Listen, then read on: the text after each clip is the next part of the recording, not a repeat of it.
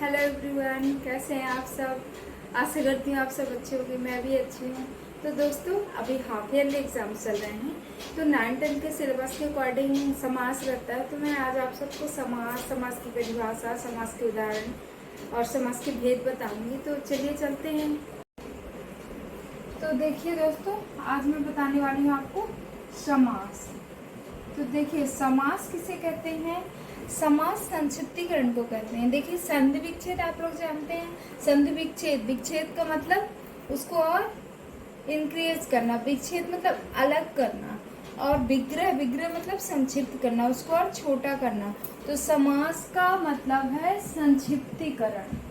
संक्षिप्तकरण, समास का मतलब होता है संक्षिप्तीकरण, यानी उसका छोटा रूप करना और कम करना उसको।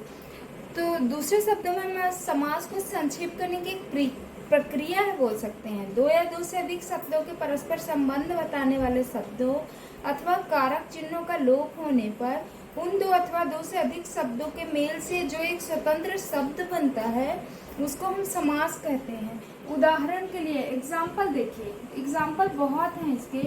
उदाहरण देखिए, जैसे मैंने बोला दया का सागर, तो हम इसको क्या करेंगे, शॉर्ट फॉर्म में लिखने के लिए हम इसको दया सागर बोलेंगे। दया सागर, ये समास में होता है। रसोई का घर, जिसको हम बोलते हैं रसोई घर, समास विग्रह करना। तो हमने देख लिया रसोई का घर, क्या हुआ, रसोई घर, रसोई घर, ये क्या बन गया, एक समासिक शब्द जिसको बोलते हैं समासिक शब्द। समास का विग्रह हुआ तो इसको एक समासिक शब्द बोलते हैं। समास के 6 भेद हैं। कितने, मतलब समास 6 प्रकार के हैं, 6 भेद हैं। पहला है द्वंद्व समास,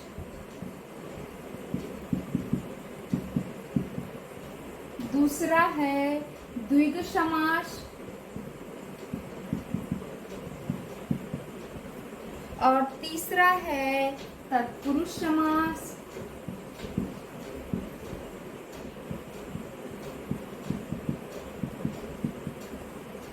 फोर्थ है कर्मधारय समास,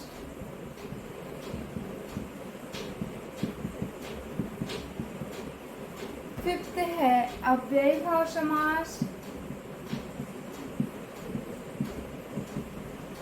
अभी आप डिटेल में जानेंगे इनको, तब आपको समझ में आएगा कैसे पहचानेंगे कौन सा समास क्या है। और सिक्स्थ है लास्ट बहुब्रीहि समास, बहुब्रीहि समास। अब देखिए, ये समास के 6 भेद हैं, मतलब टाइप्स ऑफ समास। द्वंद्व समास, द्विगु समास, तत्पुरुष समास, कर्मधारय समास, अव्ययीभाव समास, देन बहुब्रीहि समास।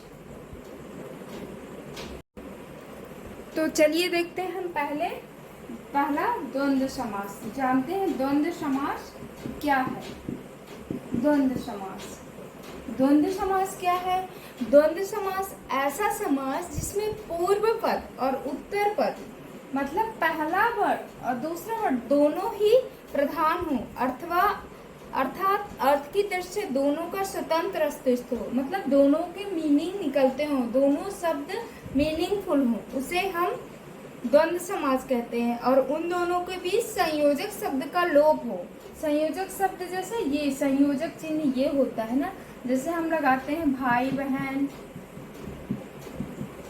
माता पिता, ये अगर ये संयोजक चिन्ह नहीं होता तो हम बोलते हैं भाई और बहन, माता और पिता। तो ये द्वंद्व समास के उदाहरण हैं। इसके जो पूर्व पद और इसका उत्तर पद दोनों ही प्रधान है, मतलब दोनों का ही मीनिंग निकलता है। अगर हम सिंगल भाई लिखें तो भाई का भी मीनिंग है, और हम सिंगल बहन लिखते हैं तो बहन का भी मीनिंग है, हम सिंगल माता लिखते हैं तो माता का भी मीनिंग है, हम सिंगल पिता लिखते हैं तो पिता का भी मीनिंग है। तो द्वंद्व समास का ये उदाहरण है माता पिता, भाई बहन, चाचा चाची, राम कृष्ण, पाप पुण्य, सुख दुख। तो आपको समझ में आ गया द्वंद्व समास क्या है, जिसके दोनों शब्द पूर्व पद उत्तर पद द्विगु समास देखिए, जिस समास में पूर्व पद संख्यावाचक हो द्विगु समास कहलाता है। पूर्व पद मतलब पहले वाला, वो संख्यावाचक हो तो द्विगु समास कहलाता है। जैसे हम एग्जाम्पल देखेंगे, जैसे मैंने बोला नव रत्न, जिसमें नवरत्न है, नवरत्नों का समूह, नवरत्न है जिसमें, या नवरत्न का समूह, ये क्या हुआ द्विगु समास। नवरत्न, जिस शब्द का पूर्व पद क्या हो संख्यावाचक, जैसे यहाँ नव। नेक्स्ट करते हैं हम सप्तद्वीप, 7 है दीप जिसमें, या 7 दीपों का समूह, ये क्या हुआ, ये भी हुआ द्विगु समास। तो समझ में आ गया, द्विगु समास वो है जिसका पूर्व पद संख्यावाचक हो, तो वो क्या कहलाता है, द्विगु समास। अब नेक्स्ट चलते हैं तत्पुरुष समास में। अब देखिए तीसरा है तत्पुरुष समास। तत्पुरुष समास किसे कहते हैं, जिस समास में पूर्व पद क्या हो, गौण हो। पूर्व पद मतलब गौण हो, या जैसे से के, अभी मैं एग्जांपल बताऊंगी तो समझ में आएगा, और उत्तर पद क्या हो, प्रधान हो, तो वो तत्पुरुष समास कहलाता है। जैसे एग्जांपल देखिए, जैसे मैं बोलूंगी मतदाता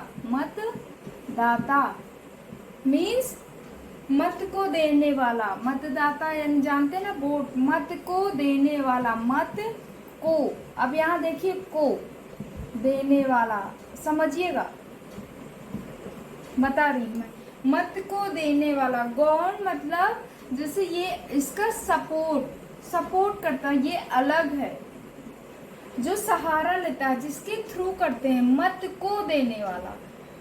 मतदाता, दाता तो है लेकिन क्या किस चीज का दान कर रहा है, मत, तो मत को देने वाला। दूसरा है गिरहकट मीन्स गिरह को काटने वाला, गिरह को काटने वाला, ये क्या हो गया, गिरह को, यहाँ पे आया मत को, गिरह को, तो ये तत्पुरुष समास है जिसका पूर्व पद गौण होता है और ये दूसरा पद जो है, उत्तर पद जो है, ये प्रधान होता है। तो समझ में आ गया तत्पुरुष समास। देखिए चौथा है कर्मधारय समास। कर्मधारय समास किसे कहते हैं, जिसमें पूर्व पद विशेषण और उत्तर पद विशेष हो। पूर्व पद क्या हो, विशेषण हो, विशेषण क्या है सभी को पता है, और उत्तर पद क्या हो, विशेष हो। विशेषण मतलब जो सब संज्ञा और सर्वनाम की विशेषता बतलाते हैं विशेषण कहलाते हैं, आप सभी को पता है। तो इसका जो है पूर्व पद क्या हो, विशेषण हो, और उत्तर पद विशेष हो, वो कर्मधारय समास कहलाता है। इसमें भी उत्तर प्रधान होता है। जैसे काली मिर्च, क्या लिखा हमने, काली मिर्च, तो क्या हुआ, काली मिर्च, यहाँ पे काली है मिर्च, जो काली है मिर्च, जो विशेषता है, यहाँ पे विशेषण क्या है, मिर्च काली है, विशेषण क्या है, जो विशेषता बतला रहा है काली, और विशेष क्या है, मिर्च। मिर्च क्यों विशेष है, क्योंकि ये काली है, तो ये क्या हुआ, कर्मधारय समास। नील कमल, ये सब तो आप जानते होंगे, नील कमल, नीला है कमल जिसका, पीतांबर, पीला है अंबर जिसका, ये क्या हुआ, कर्मधारय समास। अब हम नेक्स्ट चलते हैं अव्ययी भाव समास में। फिफ्थ है अव्ययी भाव समास। तो अव्ययी भाव समास क्या है, जिस समास में पूर्व पद अव्यय हो, अव्ययी भाव समास कहलाता है। ये वाक्य में क्रिया विशेषण का कार्य करता है। जैसे एग्जाम्पल देखिए, जैसे मैंने बोला आजीवन,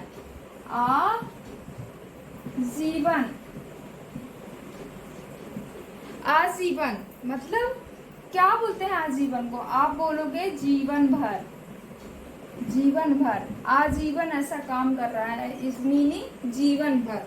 तो समास, जिस समास में पूर्व पद अव्यय हो, अव्ययी भाव समास कहलाता है। पूर्व पद क्या हो, बहुब्रीहि समास। 6 कौन सा है? लास्ट।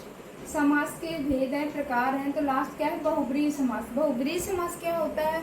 जिस समास में दोनों पदों के माध्यम से एक तीसरा न्यू वर्ड बनता है, अर्थ का बोध होता है, जिसमें वो बहुब्रीहि समास कहलाता है। दो शब्द होते हैं, जैसे जिस शब्द से दोनों पदों के माध्यम से, दोनों पद उसके मीनिंगफुल तो होते ही हैं, लेकिन दोनों पद को मिलाकर एक तीसरा नया वर्ड बनता है, उसको हम बहुब्रीहि समास कहते हैं। जैसे हम बोलेंगे पहला लंबोदर। एग्जाम्पल ले लीजिए बहुब्रीहि समास का, लंबोदर। हमेशा ये 10th के एग्जाम में ये शब्द, ये वर्ड हमेशा आता है, लंबोदर। इसका ये समास विग्रह करिए। तो समास विग्रह आप इसका कैसे करेंगे? लंबा है, लंबा है उदर जिसका, लंबा है उदर जिनका। लंबोदर, लंबा है उदर जिनका। ये कौन है? आपको अच्छे से पता है, ये है गणेश जी। कौन है ये? गणेश जी। तो बहुब्रीहि समास में क्या होता है? लंबोदर बोला, दशानन, 10 है सिर जिसके, रावण। ठीक है। महात्मा, महान है आत्मा जिसकी, अर्थात ऊंची आत्मा वाला। नीलकंठ, नीला है कंठ जिनका, अर्थात शिव जी। बहुत सारे एग्जाम्पल है, और ये 10th बोर्ड में हमेशा ऐसे शब्द आते हैं जिनका हमें समास विग्रह करना पड़ता है। गिरिधर, गिर को धारण करने वाला, अर्थात श्री कृष्ण। मक्खी चूस मतलब बहुत कंजूस।